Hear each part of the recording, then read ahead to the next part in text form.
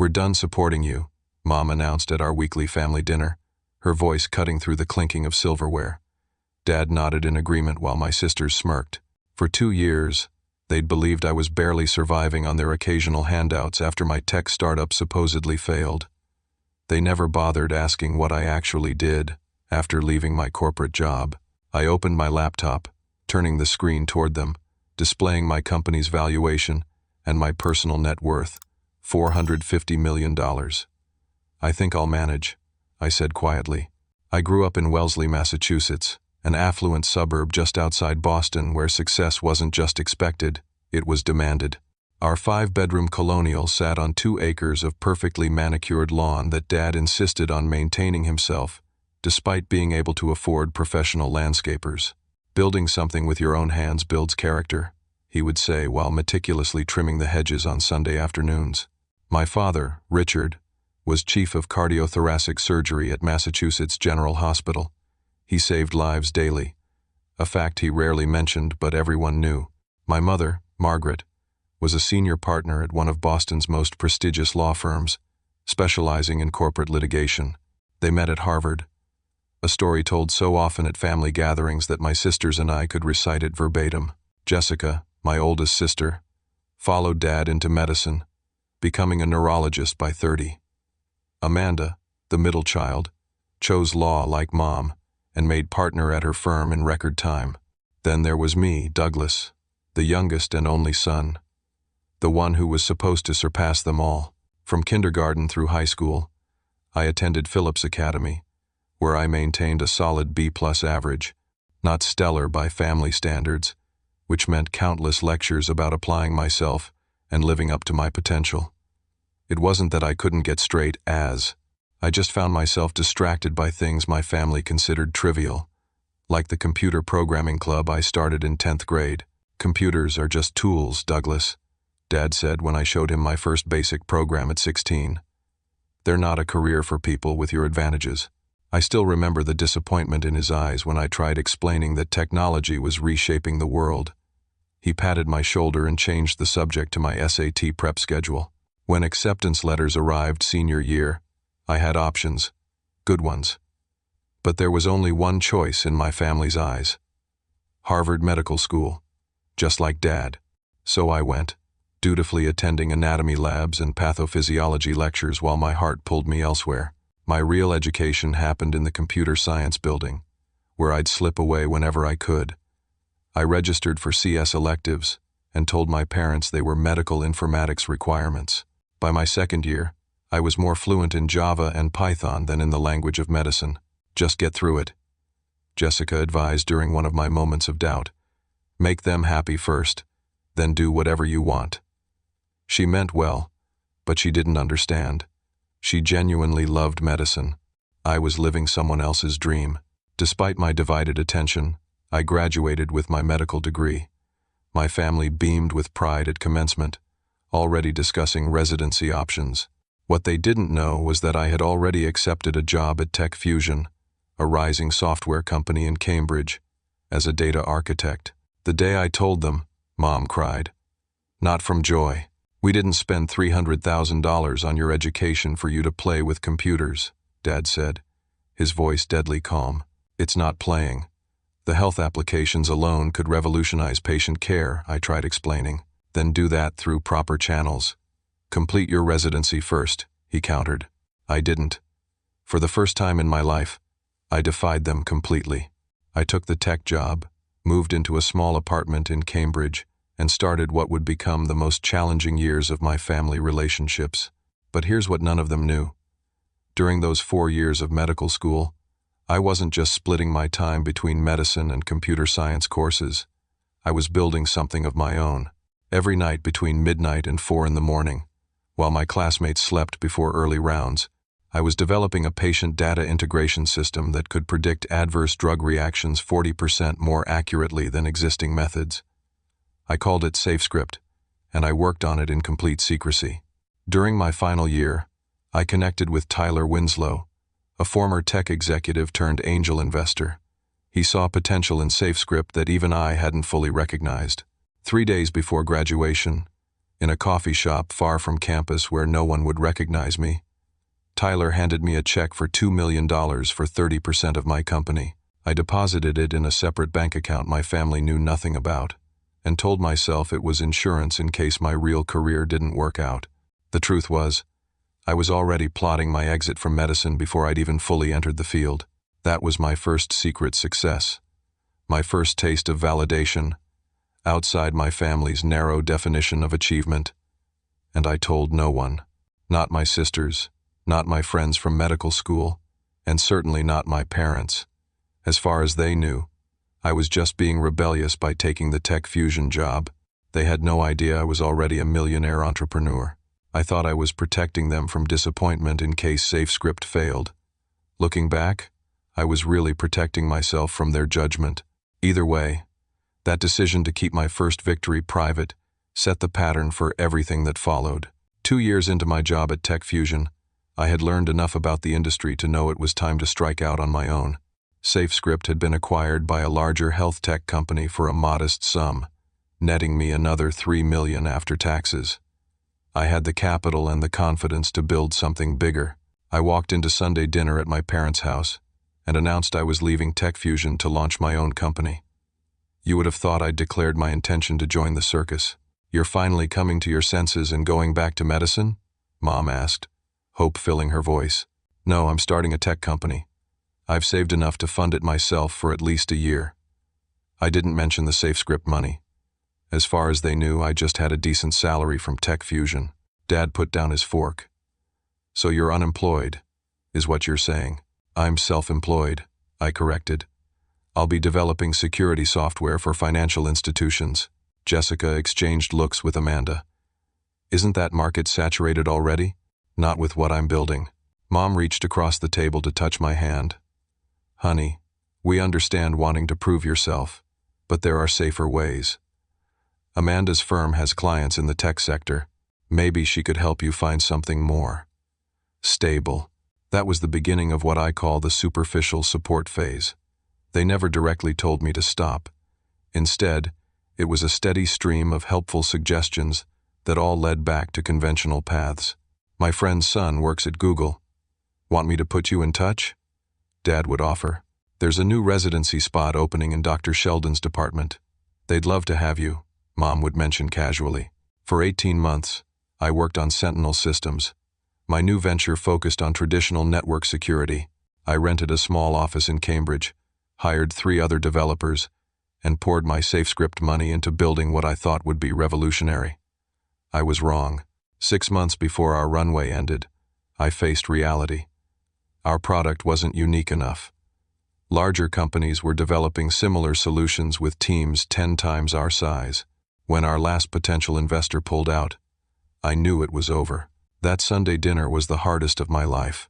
"It didn't work out," I admitted, staring down at my barely touched pot roast. "We're shutting down next month." The silence lasted 10 excruciating seconds before Mom spoke. "Oh, Douglas. I'm so sorry, sweetheart." Her words were kind, but the subtext was clear. "We told you so." Dad cleared his throat. "What's your plan?" I didn't have one yet. That was the truth. "I'm figuring it out. You can stay in the guest house while you regroup," he offered, and everyone at the table nodded as if this generosity was extraordinary. Our guest house was a converted garage with a kitchenette and bathroom. Growing up, it had been where relatives stayed during holidays. Now it would be my monument to failure. I moved in the following weekend. What followed was 2 years of the most condescending support imaginable. Mom would bring grocery bags unannounced. Just some basics. I know money must be tight. Dad would leave employment listings printed out on the kitchen counter. Jessica would mention her husband's hospital was hiring lab technicians. Just to get you back on your feet. Every few weeks, one of them would slip me cash. 500 here, 1,000 there. I took it and thanked them, even though I still had over $1 million carefully invested from the SafeScript deal. Their help came with a price. Sunday dinners where I was the cautionary tale. "Douglas is between opportunities right now," Mom would explain to dinner guests, her voice dropping to a concerned whisper. Thanksgiving was particularly brutal, when Cousin Ryan's kids asked what I did for work. Uncle Douglas is taking some time to figure things out. Amanda jumped in before I could answer. Not everyone finds their path right away. That's why you should study hard. I became the family's object lesson in what happens when you stray from the approved path. What they didn't know, what none of them bothered to ask about, was what I was actually doing in that guest house all day. The truth? Sentinel Systems wasn't just a failure. It was a deliberate smokescreen. I had realized 6 months into development that the real opportunity wasn't in traditional security, but in artificial intelligence-driven threat detection. But the concept was so valuable, I was paranoid about corporate espionage. Big tech companies have been known to absorb and replicate promising startups rather than acquire them, so I made a calculated decision. I let Sentinel fail publicly while secretly beginning work on Phoenix Shield, the AI security platform that was my true vision. The failure of Sentinel created the perfect cover. No one was watching the washed-up entrepreneur working from his parents' guest house. No one expected anything from me anymore. Every day, I pretended to job hunt. In reality, I was building the most advanced predictive security system on the market, and my family's perception of me as a failure became my greatest asset. No one was looking over my shoulder. No one asked detailed questions about my work. They had written me off, which gave me the freedom to create without interference. The irony wasn't lost on me. Their lack of faith had become my competitive advantage. Life in the guest house fell into a predictable routine. I'd wake at 5:30, before anyone in the main house stirred. 2 hours of uninterrupted coding followed by a quick breakfast.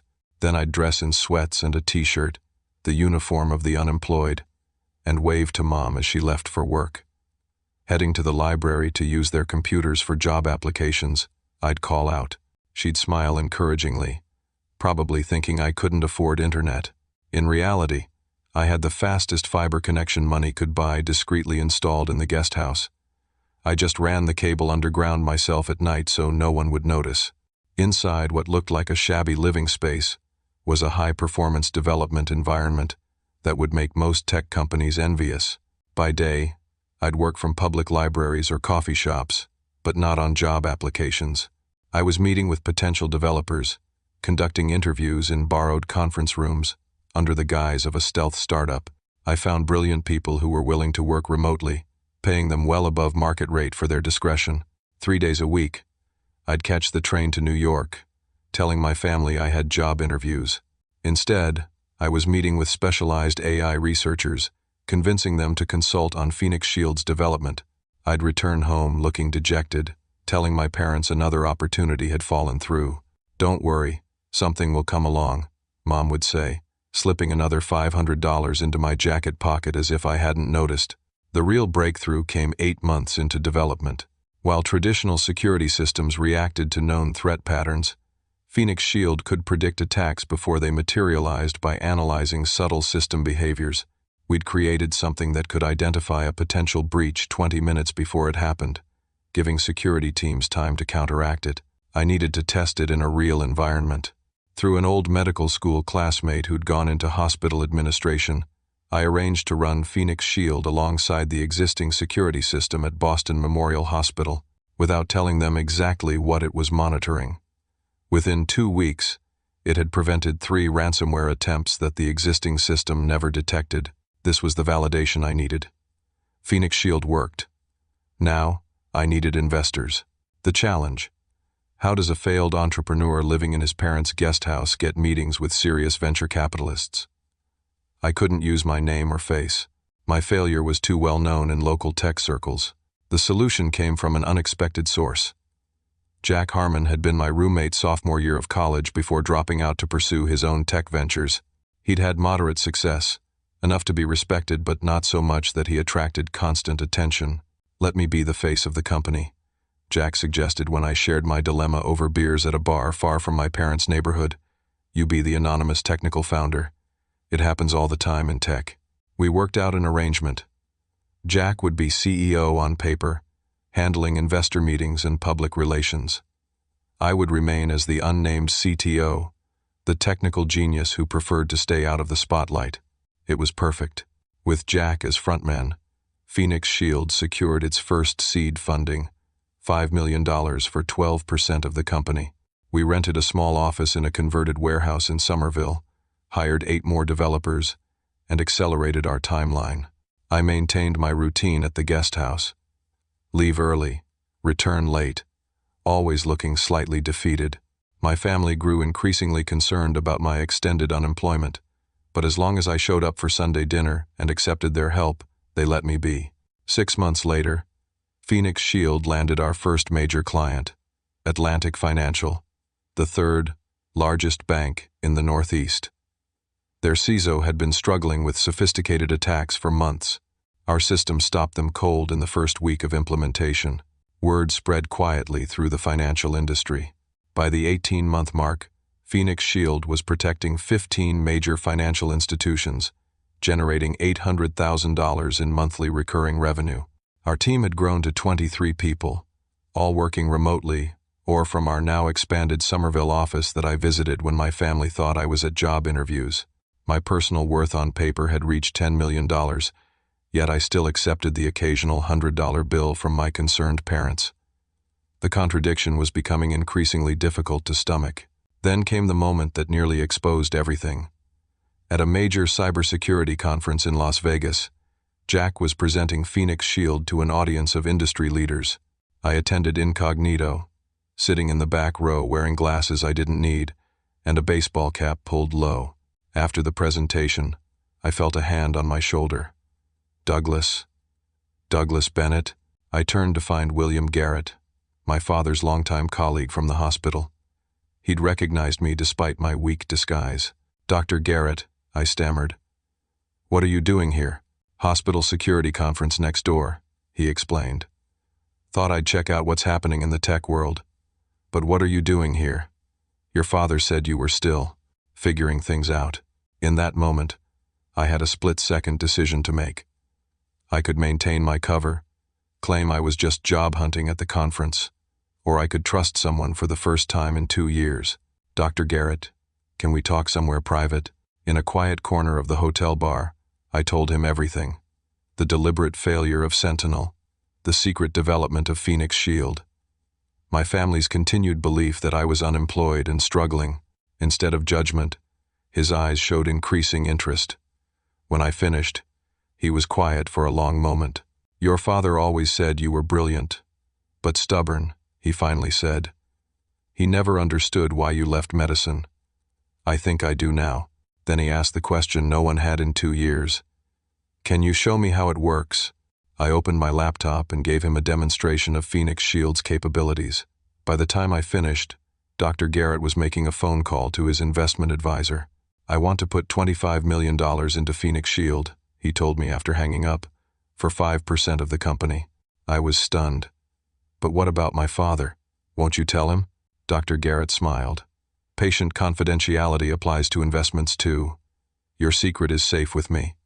But Douglas, you can't hide forever. Success this big has a way of revealing itself." He was right, of course. But I wasn't ready yet. The company valuation after his investment reached $500 million. My personal stake was now worth over $200 million.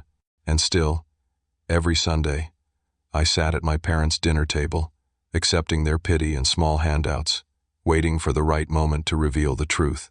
Dr. Garrett became more than an investor. He became the one person in my life who knew both worlds, the struggling son and the successful founder. Having that one authentic relationship kept me sane as I continued my double life. But the strain was growing, and something would have to give soon. Phoenix Shield's growth became exponential after securing several government contracts. The Department of Defense, impressed by our financial sector results, brought us in to develop specialized protection for their non-classified networks. Success there led to interest from intelligence agencies, though those conversations happened through intermediaries and secure channels. Our company valuation soared past $1 billion, making us officially a unicorn in startup terminology. My personal net worth on paper exceeded $300 million. Yet I still lived in my parents' guest house, still accepted their small financial contributions, still endured their well-meaning but condescending advice. The emotional toll of this deception was mounting.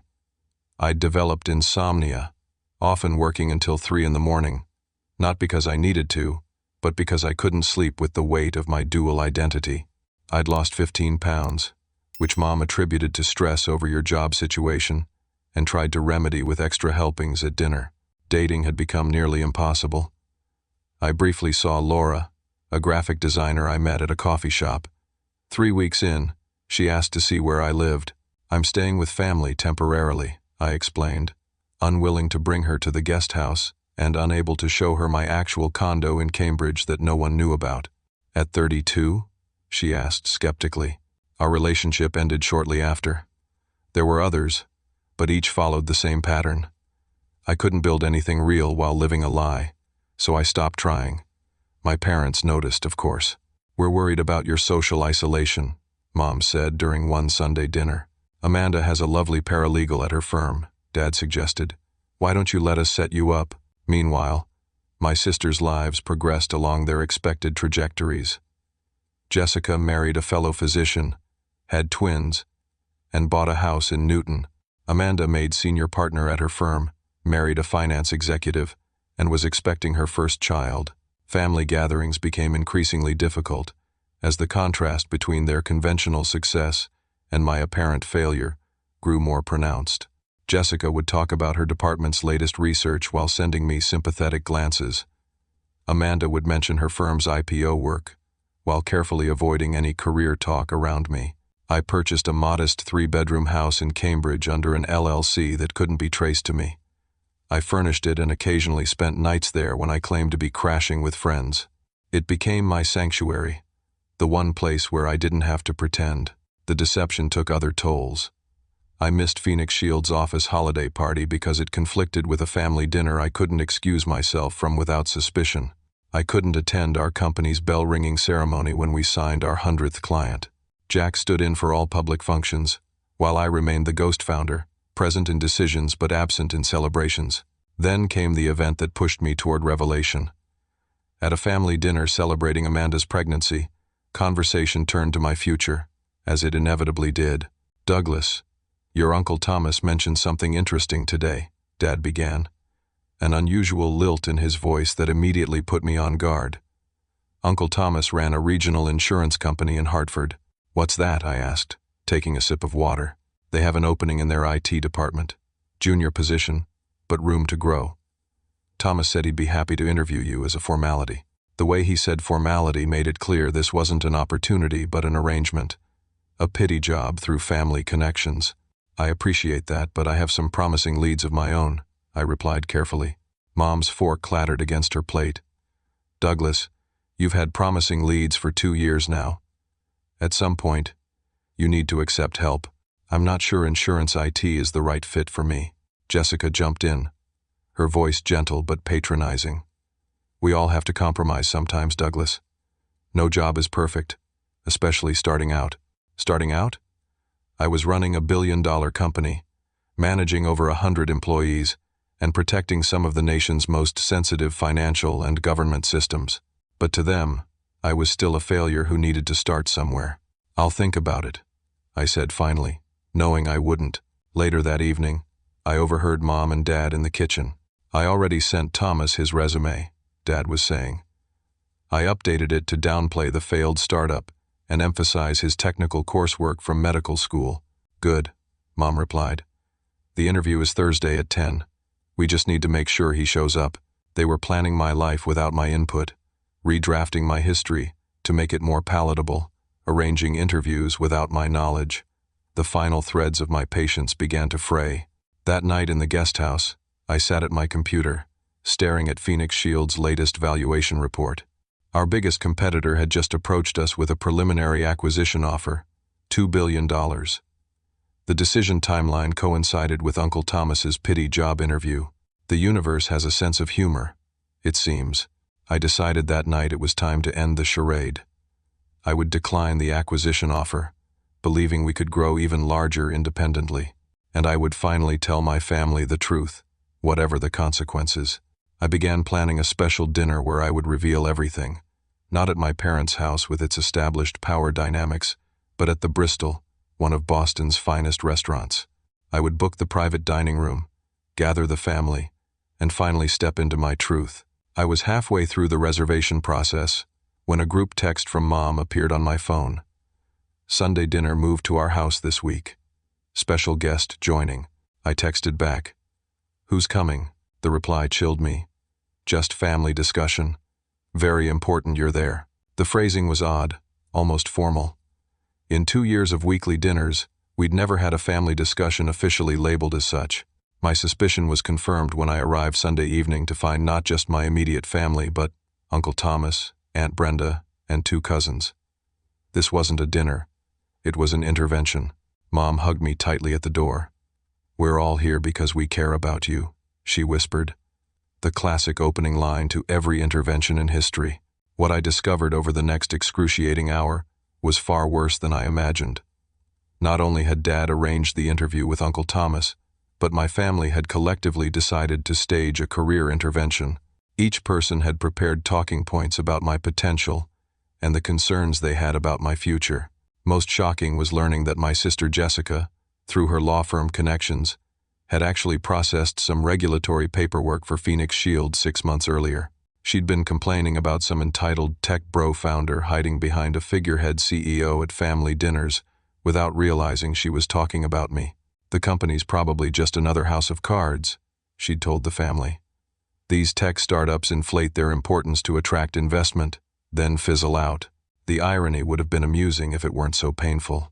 My own sister had seen my company's paperwork, dismissed it as another doomed startup, and was now sitting across from me, prepared to lecture me on career responsibility.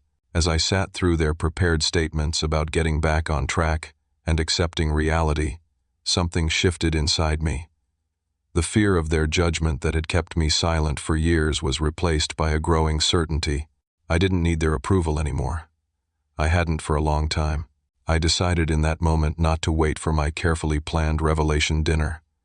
The time for truth had arrived, unscheduled and unplanned, in the midst of their intervention. I just needed my laptop from the car to show them exactly who needed help and who didn't. I sat silently in my parents' living room as each family member took turns expressing their concerns about my future. The furniture had been arranged in a circle, intervention style, with me positioned in what felt like a defendant's chair. Uncle Thomas spoke about the dignity of steady employment and the opportunities at his insurance company. Aunt Brenda shared a story about her college roommate's son who turned his life around after a similar struggle. My cousins, both younger than me but already established in their careers, offered awkward words of encouragement that sounded rehearsed. Dad spoke about realistic expectations and the importance of building from the ground up, as if I were a recent graduate instead of a 32-year-old with multiple degrees. Jessica talked about the psychological benefits of workplace structure, citing studies about depression in the unemployed. Amanda offered to review my resume, again, and connect me with her firm's HR department. Throughout it all, Mom kept nodding encouragingly, occasionally reaching over to pat my knee when someone said something particularly poignant. I recognized the gesture from my childhood piano recitals, when I'd hit a wrong note but kept playing. Finally, after everyone had spoken, Mom cleared her throat for what was clearly the main event. Douglas, we've supported you through this difficult period because we love you.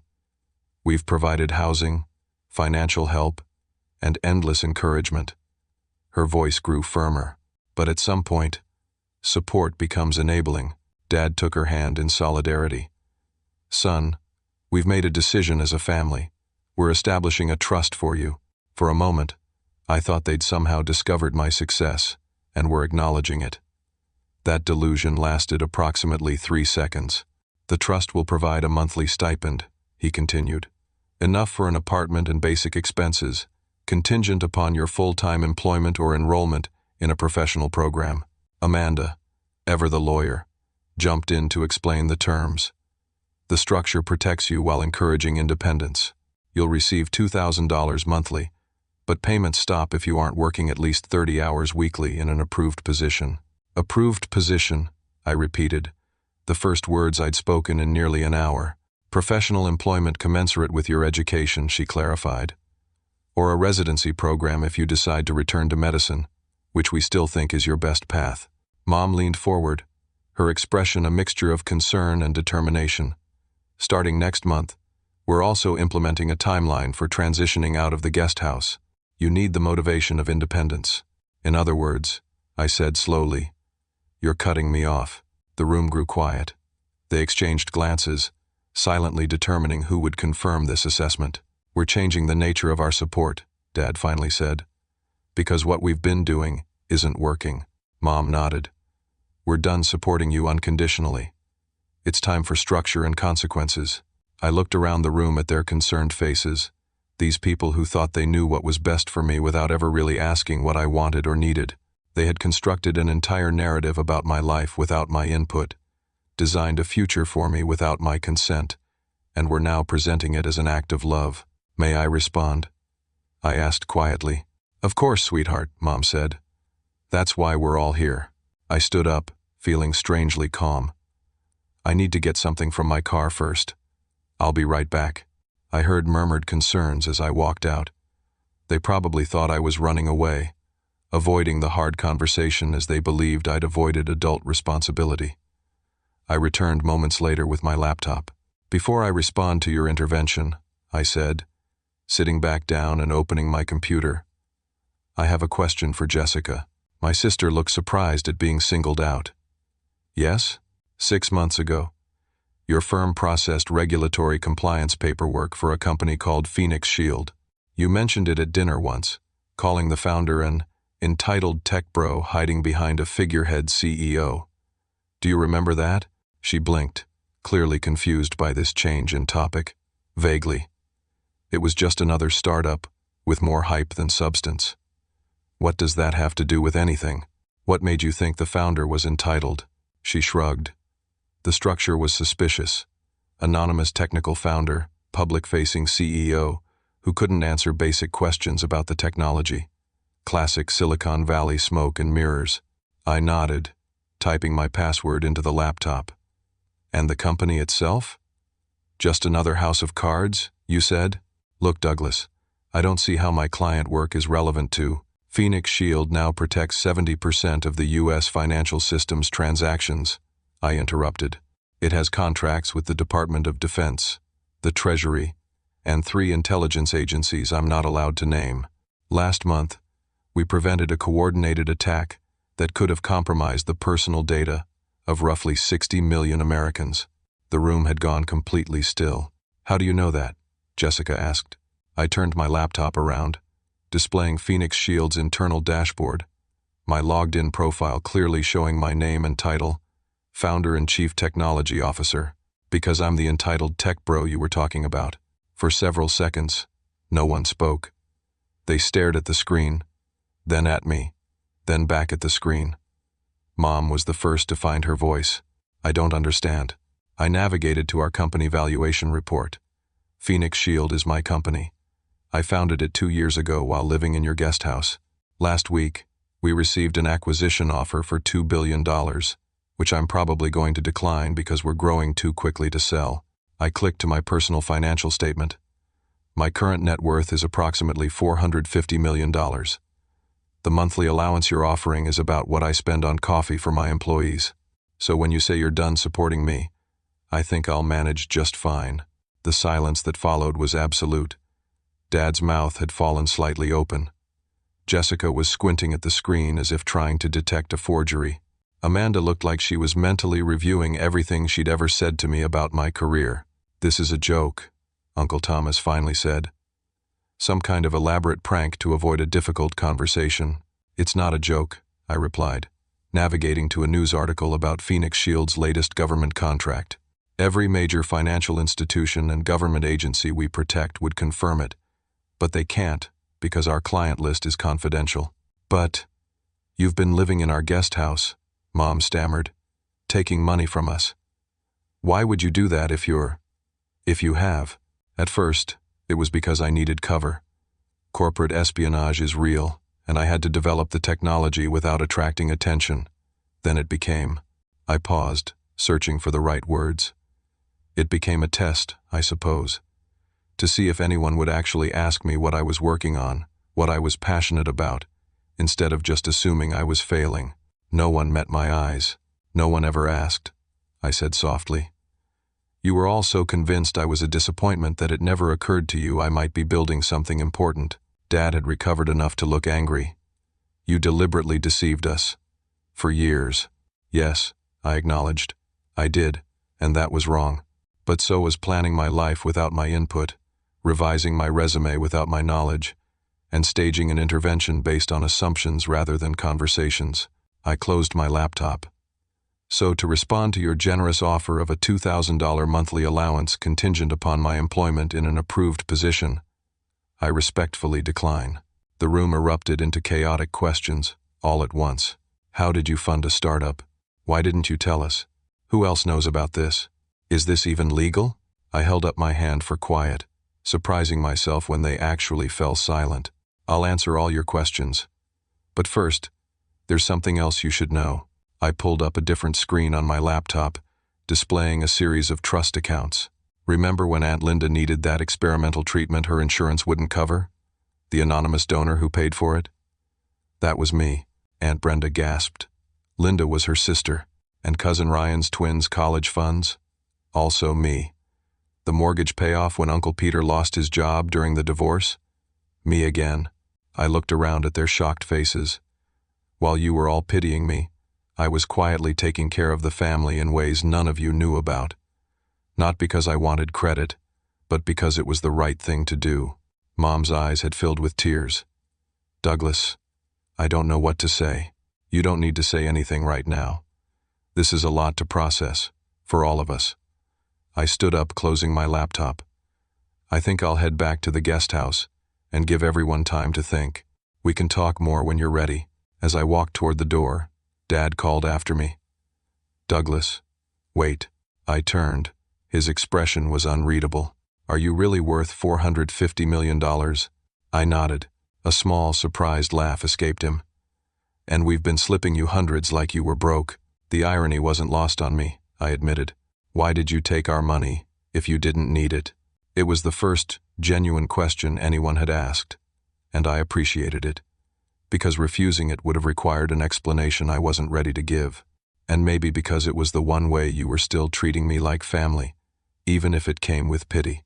I left them sitting in their intervention circle, the carefully planned family discussion derailed by a truth none of them had seen coming. As I walked to my car, I felt lighter than I had in years, whatever the consequences might be. I'd barely closed the guest house door behind me when the text messages started arriving. First from Jessica, "We need to talk. Privately." Then Amanda, "Legal implications of your actions. Call me." Mom simply wrote, "Please come back to the house." I ignored them all, needing space to process what had just happened. The revelation hadn't gone as I'd planned. There was no carefully catered meal, no thoughtful speech about my journey, just the raw, unfiltered truth detonating in the middle of their intervention. 20 minutes later, a knock at the door. I opened it to find Dad standing there alone, his expression inscrutable. "May I come in?" he asked formally, as if he didn't own the building. I stepped aside. He entered and looked around the guest house with new eyes, noticing for the first time the subtle signs of my work. The multiple monitors now visible on my desk, the server humming quietly in the corner, the technical books lining the small bookshelf. All this time, he said quietly. It was right in front of us. Yes, he turned to face me. You let us believe a lie. I did, I acknowledged. And you believed what you wanted to believe without ever really asking me what was happening in my life. He opened his mouth as if to argue, then closed it again. After a moment, he nodded. That's fair. We assumed. I assumed. The admission surprised me. I'd expected defensiveness, not reflection. Your mother is pretty shaken up, he continued. We all are. Finding out your son is secretly a multi-millionaire running a major tech company isn't in any parenting handbook I've read. Despite everything, I smiled at that. Probably not. The others want to talk to you. Jessica is particularly concerned about her previous comments regarding your company. I imagine she is. Dad hesitated, then asked, Will you come back to the house? Not for another intervention, just to talk. As equals this time. The phrase, as equals, resonated. It was perhaps the first time he'd ever framed our relationship that way. Okay, I agreed. Let me shut down my systems first. 10 minutes later, I walked back into my parents' living room. The intervention circle had been dismantled. Everyone sat in various states of shock around the room. Aunt Brenda and Uncle Thomas looked like they'd been hit by a truck. My cousins kept glancing at me with a mixture of confusion and newfound respect. Mom rose when I entered. Douglas, I don't even know where to begin. How about we start with questions? I suggested. I know you all must have many. How did you fund it initially? Amanda asked immediately, the business person in her taking precedence. I had another smaller company before this one. A medical software startup called SafeScript that I built during medical school. I sold it for a decent profit that funded Phoenix Shield's early development. Jessica stared at me. You were running a company during med school? When did you sleep? Not much, I admitted. 4 hours a night, typically. Why the secrecy? Mom asked. Why not tell us about your success? That was the harder question. I chose my words carefully. At first, it was practical. Tech development, especially in security, requires stealth. But if I'm honest, it became personal too. Every time you offered me money or job advice without asking what I was actually working on, it confirmed what I'd always suspected, that you'd all made up your minds about who I was and what I was capable of.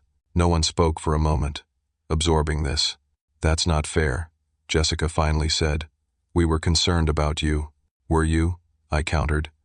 Or were you comfortable with me failing because it validated the choices you made, the paths you followed? That's a horrible thing to say, she responded, her voice rising. Is it? Not once in 2 years did anyone ask me what I was building in that guest house. Not once did anyone say, Douglas, what are you passionate about? Instead, it was always, Douglas, here's what you should do. Douglas, why can't you be more like your sisters? Douglas, when will you get a real job? Dad cleared his throat. We thought we were helping, by planning my life without my input, by arranging interviews I didn't ask for, by establishing a trust with conditions as if I were a child or an addict. We were trying to provide structure, Mom insisted. No, I said firmly. You were trying to control me into fitting your definition of success. You never considered that I might have my own. The room fell silent again. I hadn't planned to be this direct, but 2 years of built-up frustration was finding its voice.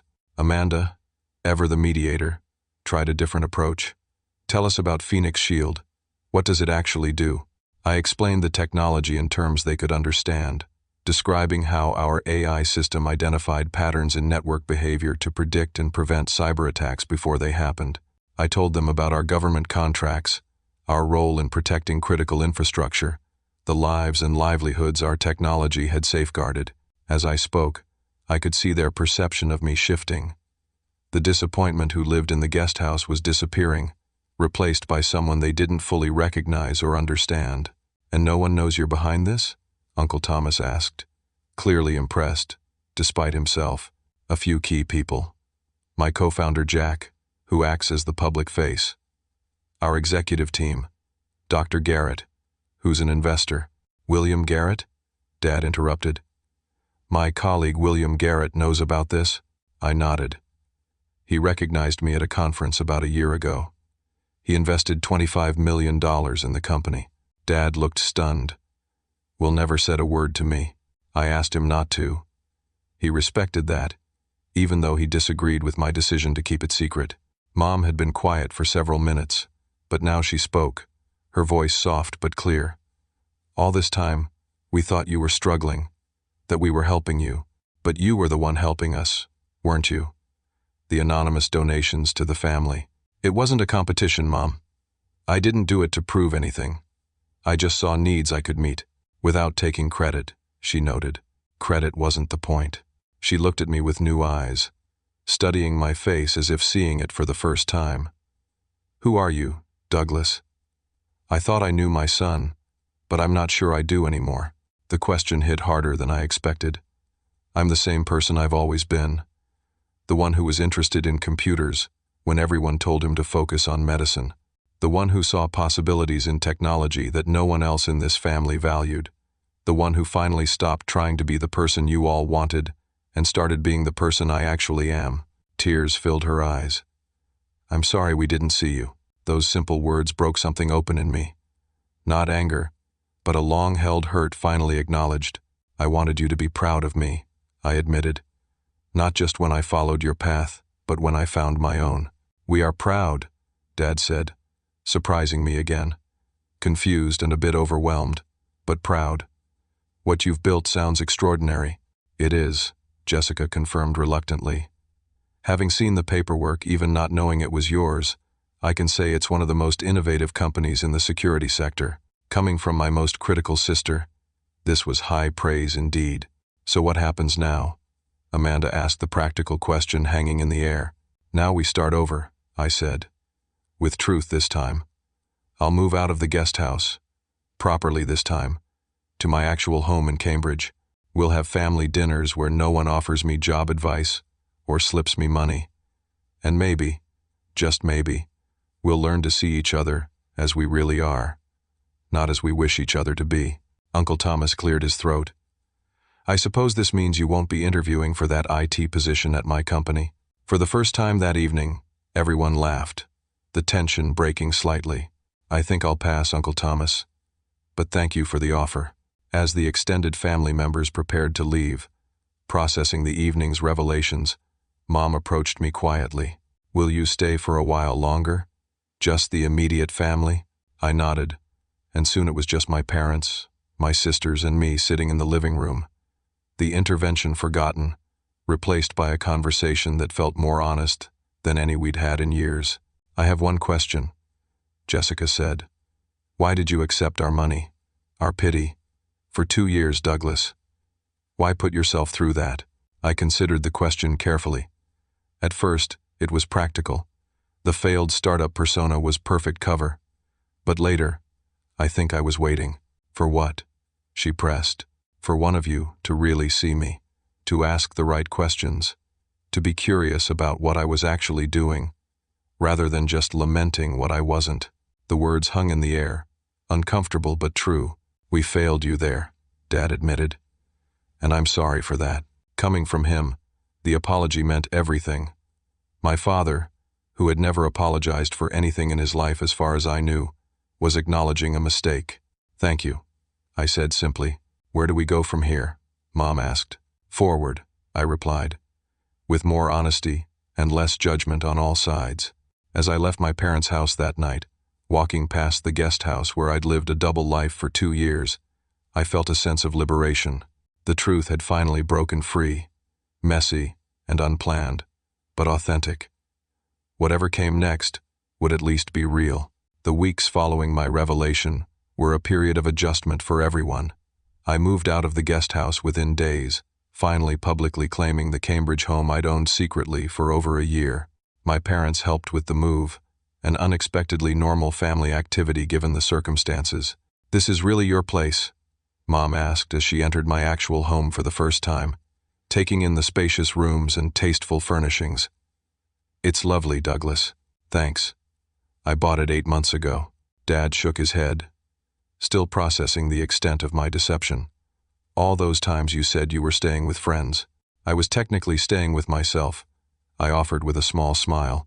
The joke fell flat, but I appreciated his effort to work through the complex emotions my revelation had triggered. The first Sunday dinner after the move was awkward. We gathered at my parents' house as usual, but the familiar rhythms were disrupted by our new reality. No one quite knew how to act around me anymore. Should they ask about my company? Pretend nothing had changed? Acknowledge the elephant in the room? Jessica broke the ice in her characteristically direct way. So, should we address you as Mr. CEO now, or is Douglas still acceptable to your billionaire highness?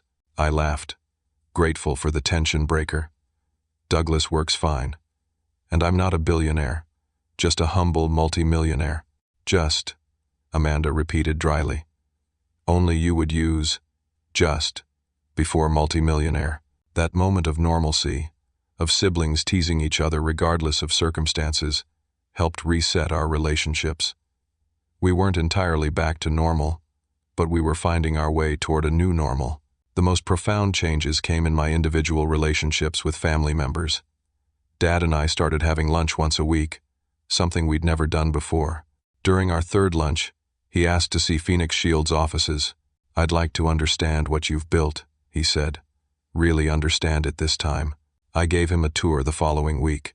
Watching my father take in the sophisticated operation I'd created, seeing the respect in his eyes as my team explained our technology, was more satisfying than I'd imagined. "This is remarkable, Douglas," he said as we stood in my corner office overlooking the Cambridge skyline. "You've built something that matters.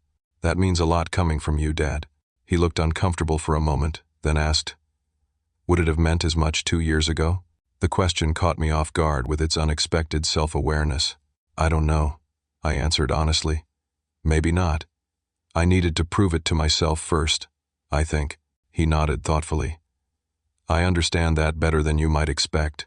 With Mom, the reconciliation took a different path. She showed up at my office one day unannounced, looking nervous but determined. "I've been thinking about something you said," she began when we were seated in my office. "About us never asking what you were passionate about. Mom, we don't have to. Please, let me finish." She took a deep breath. "You were right. We focused so much on what we wanted for you that we never really listened to what you wanted for yourself. So I'm here to listen now. Tell me about your passion, Douglas. Help me understand." For the next 2 hours, I explained my vision for Phoenix Shield. Not the technical details, but the human impact. Protecting people's data, securing critical infrastructure, preventing the devastation of large-scale cyber attacks. Mom listened attentively, asking thoughtful questions, her legal mind grasping the implications quickly. "I think I understand now," she said when I finished. "You're protecting people, just not in the way we envisioned." "That's exactly it," I agreed, touched by her insight. With Jessica, the path to reconciliation was more complicated. As the sibling who had unwittingly processed my company's paperwork and dismissed it, she struggled the most with her previous judgments. "I feel like such an idiot," she admitted when we finally had dinner, just the two of us.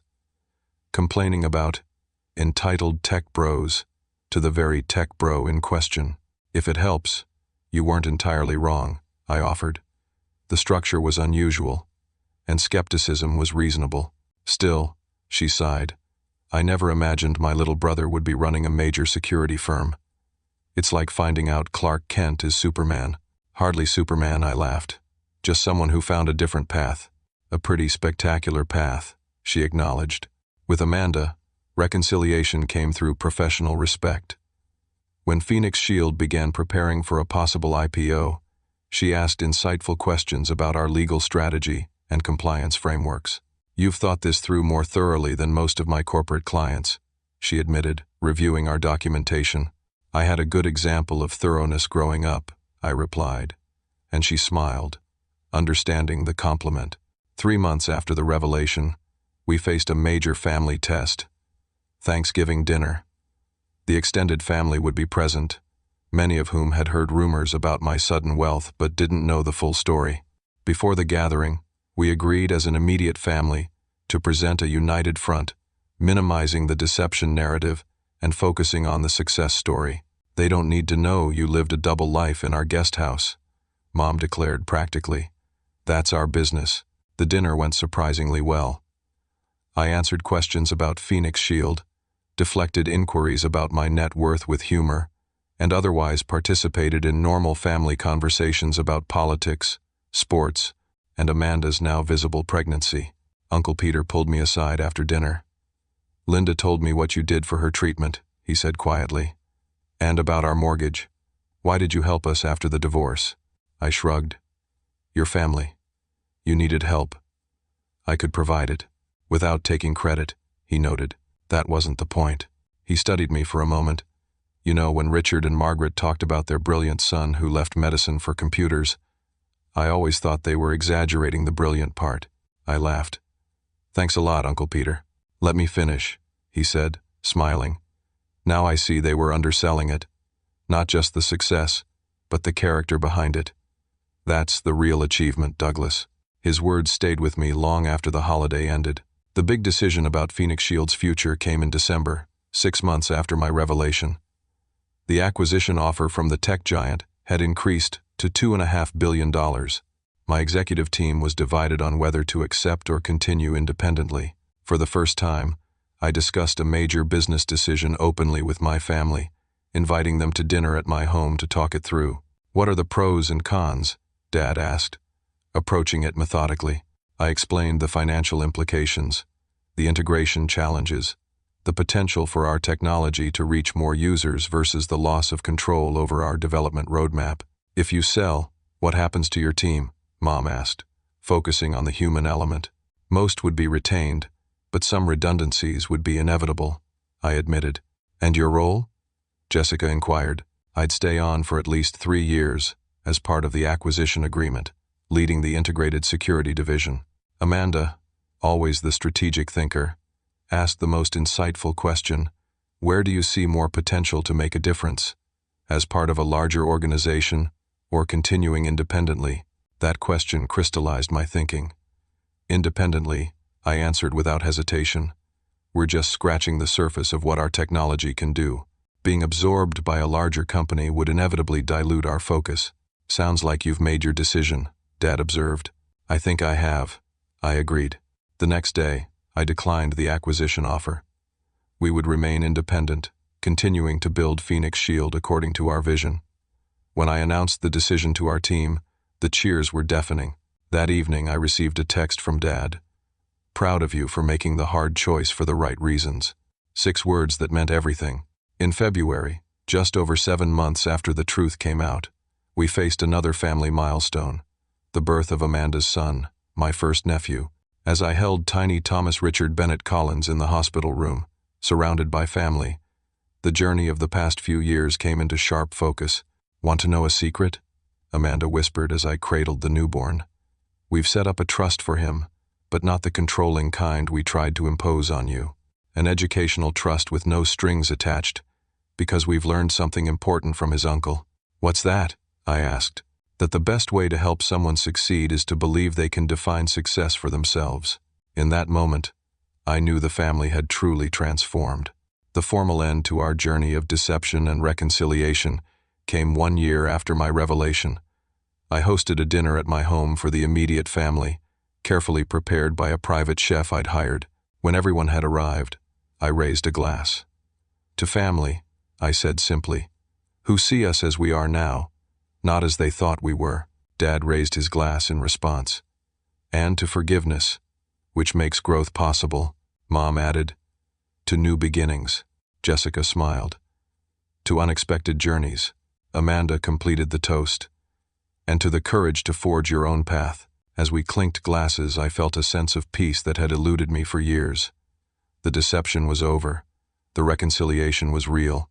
We had emerged on the other side as better versions of ourselves, more authentic in our relationships, more accepting of our differences. That night, after everyone had left, I sat alone in my home office, looking at Phoenix Shield's latest figures. We had just secured our 200th client. Our technology was protecting over 400 million users worldwide.